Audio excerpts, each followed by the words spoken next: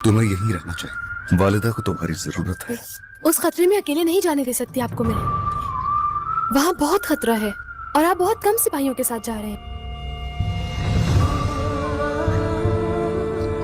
और खबर मिलते ही और पादरी के भेष में चंद सिपाही साथ लेकर वहां पहुंचेगा, लेकिन नुकसान होगा इसके बदले।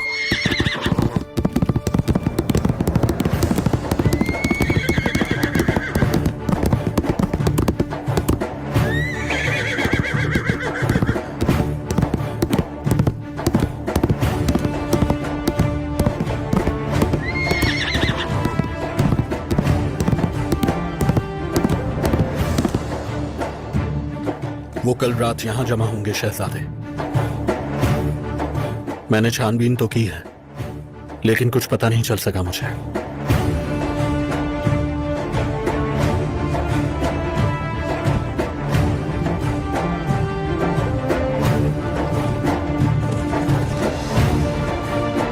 और इस आला दीवान में सरदार उस्मान ने जो हुक्म दिए वो उनको नाफिज करेंगे और पूरी दुनिया में इंसाफ फैलाने के लिए काम करते रहेंगे। उस्मान सरदार अगली मंजिल फतह करने का ऐलान कर चुके हैं। अगर तुम मेरी बात से मुत्तफिक हो तो मैं चाहूंगा कि तुम मदद करो मेरी।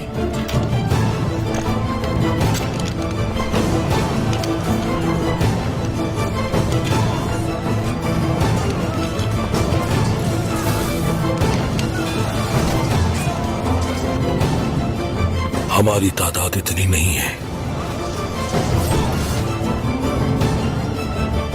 और हमारे सामने सैकड़ों सिपाही मौजूद हैं। हुजूर, अब हम क्या कर सकते हैं? ये बात याद रखिए, हम लोगों का सफर हर दम जिहाद का और हर दम फतुहात का रहेगा। अगर आप में से किसी को शुबा है तो उसके लिए मेरे पहलू में या मेरी रियासत में हरगिज कोई जगह नहीं है। मगरिब से मशरिक तक सारे दुश्मन इकट्ठे होकर दोनों अतराफ से हम पर टूट पड़े हैं।